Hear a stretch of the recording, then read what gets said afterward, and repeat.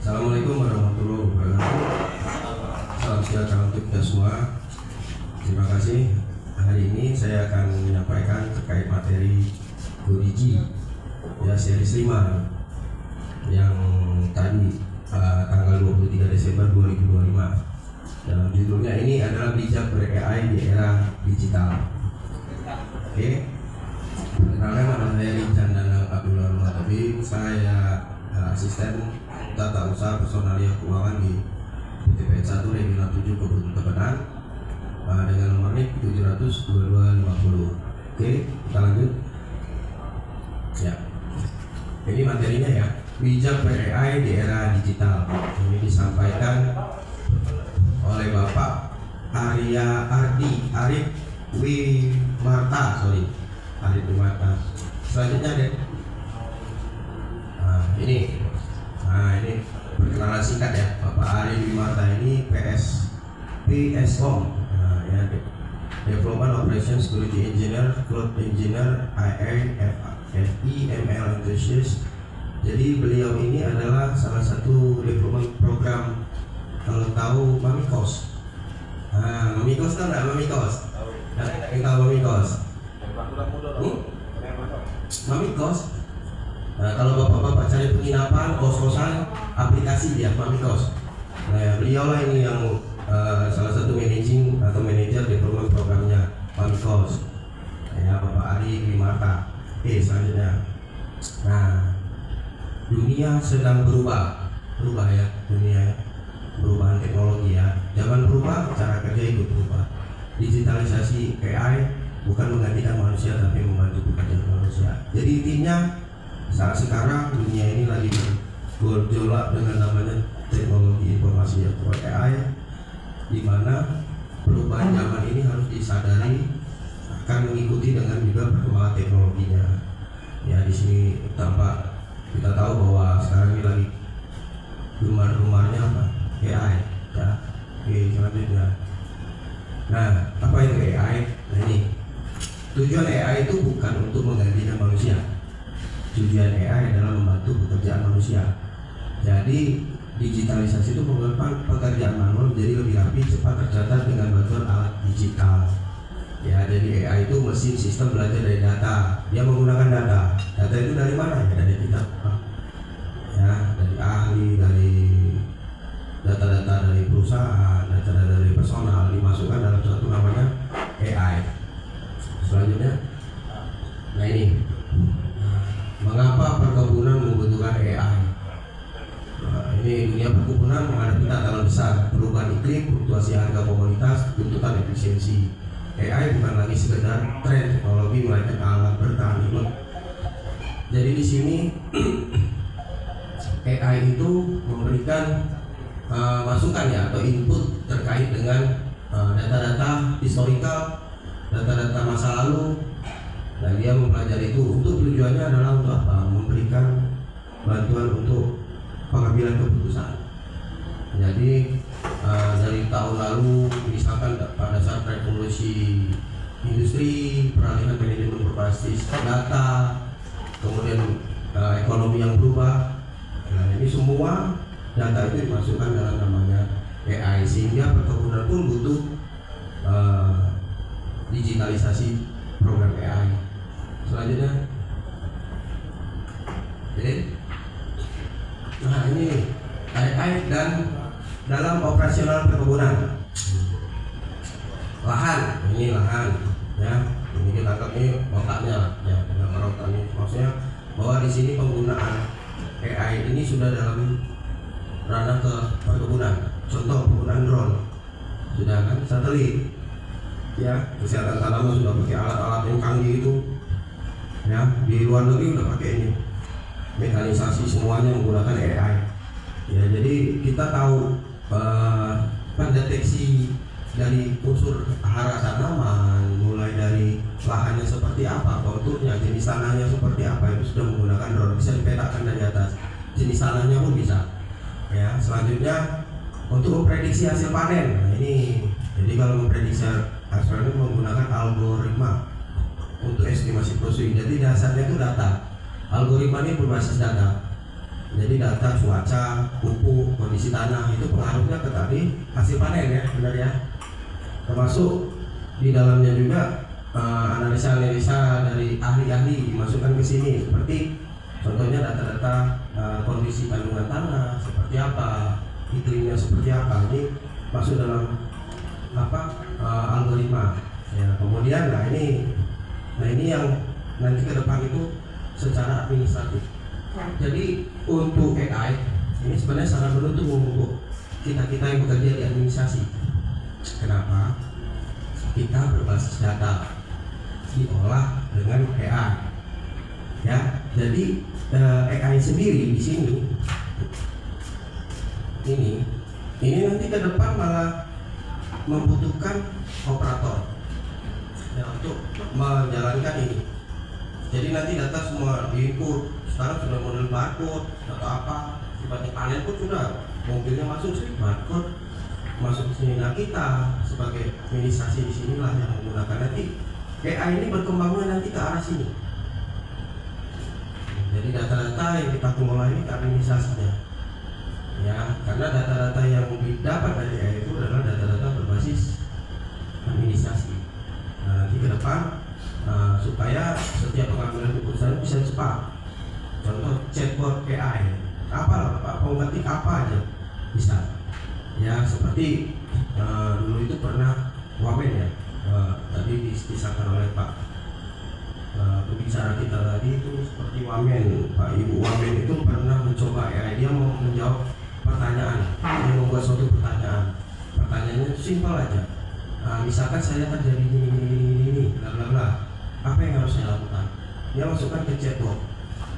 Nah, ya seperti ya. Nah, terus jawabannya ada, dia keluar seperti ini. Tapi tidak semuanya bisa kita aplikasikan.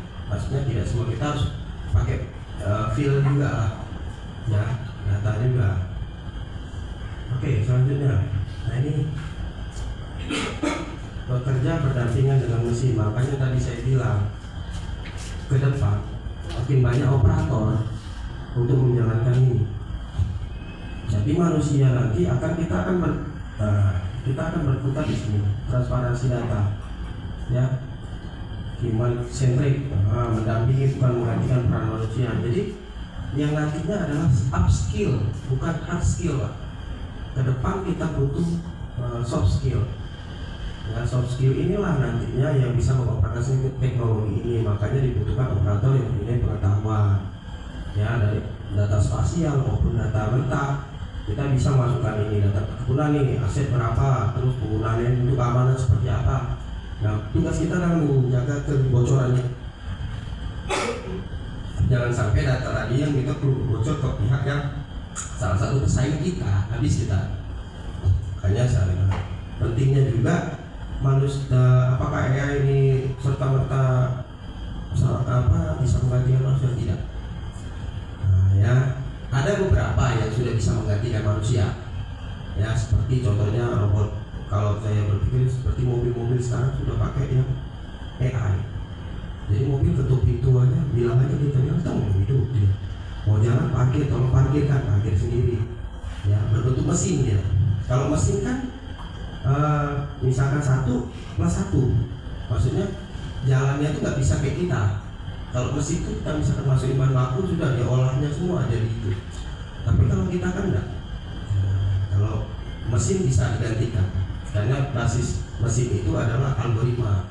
Jadi dia perintah dia itu 1+1 ya 2. Ya, beda dengan manusia. Kalau kita berpikir di bukan yang berhubungan dengan mesin, 1+1 bisa 11. Nah, fungsinya ini ada di sini. Nah, terus siapa yang bertanggung jawab? Nah, contoh misalkan akuntabilitas, masa iya rekomendasi pupuk dengan AI, apakah bisa? Enggak, harus ada orang yang mengecek dulu di lapangannya, tekstur tanahnya seperti apa. Nah, tetap harus ditangani oleh manusia. Ya, oke, selanjutnya. Nah, ini nih risiko jika tidak bijak menggunakan teknologi. Nah, ini risiko bisa terjadi nih. Kalau salah input data, salah keputusannya. Nah, kita terlalu percaya mesin jadinya. Terus data bocor disalahgunakan. Contoh data-data identitas segala macam sudah bisa bocor di internet. karena ini tidak ada firewall yang kuat untuk menjaga itu. Ya, terus lagi secara iPhone aplikasi kan sebenarnya rentan aplikasi di handphone itu, tidak ada pengaman. Ya, jadi kalau kita masukkan data di handphone itu bisa diambil Pak, data itu, karena fitur cadangan itu dia kan memperbarui lagi data itu, tariknya di mana nanti sampai puluhan tahun data itu tetap tersimpan, bisa diambil, tapi diambil oleh provider. Jadi agak hati-hati. AI bisa salah, manusia juga bisa, jangan saling mengawasi. Bisa juga ini, saya pernah coba AI ChatGPT. Ya, saya minta perintah, salah satu prompt saya buat, tapi prompt yang saya minta itu tidak sama dengan hasil. Nah, saya minta kalkulasi, ya, dia menghitung, prediksinya juga salah. Harus jelas, harus jelas jadi. Ya, selamat datang Pak. Ya, nggak apa-apa.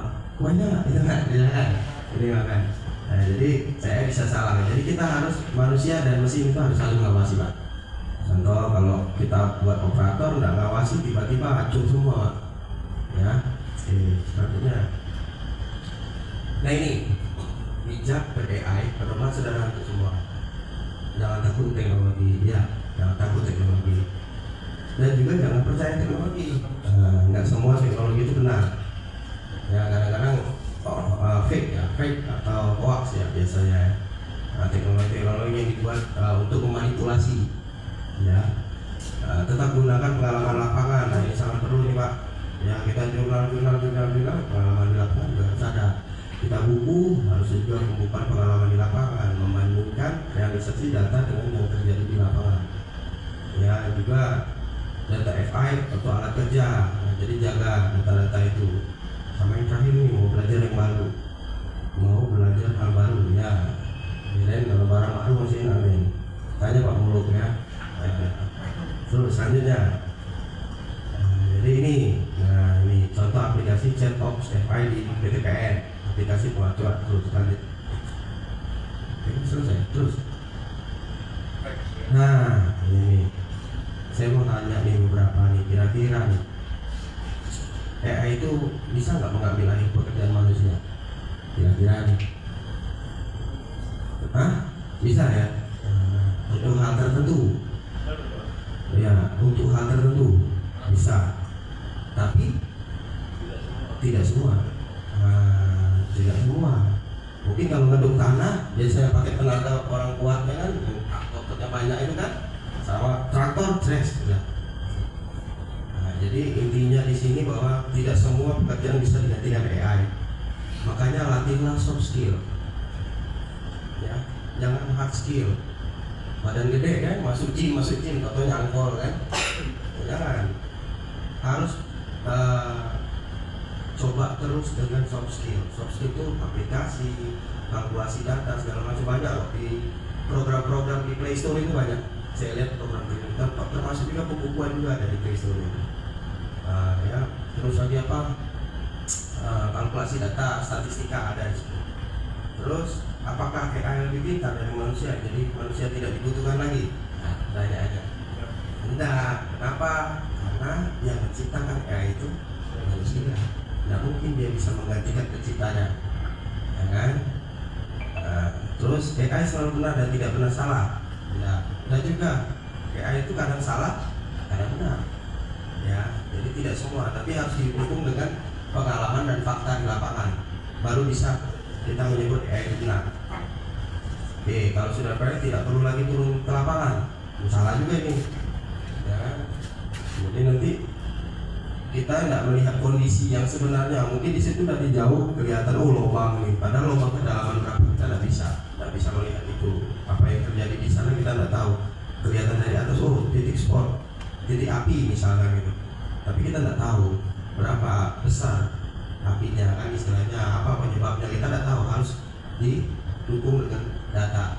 Ya tidak bisa, tentu ada apinya penyebab dia tidak bisa mencari, yang bisa mencari kita dari studi lapangan. Nah, apakah AI berhayal bisa mengendalikan manusia? Bisa. Misalnya, contoh aplikasi game itu.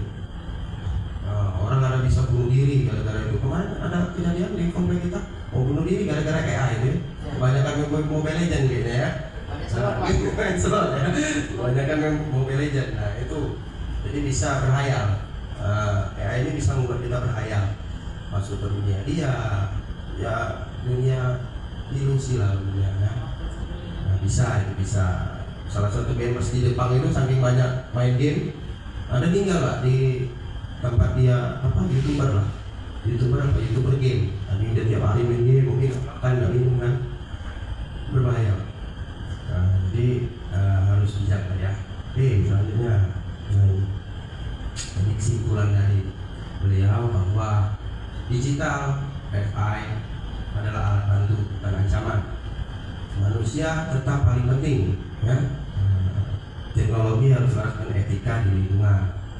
Teknologi adalah alat, namun kebijaksanaan manusia adalah pengemudinya. Jadi intinya teknologi itu hanya alat, tapi manusia yang mengendalikan. Ya mungkin itu saja dari saya. Selebih dan kurangnya saya mohon maaf. Terima kasih Bapak-bapak sudah kita cukup lumayan lah ya untuk ini. Tapi intinya kesimpulan yang bisa kita tarik bahwa AI adalah buatan manusia dan AI itu tidak bisa menggantikan manusia karena yang membuat dia adalah manusia ya. Jadi mana yang lebih pintar tetap manusia ya. Jadi kita tetap semangat.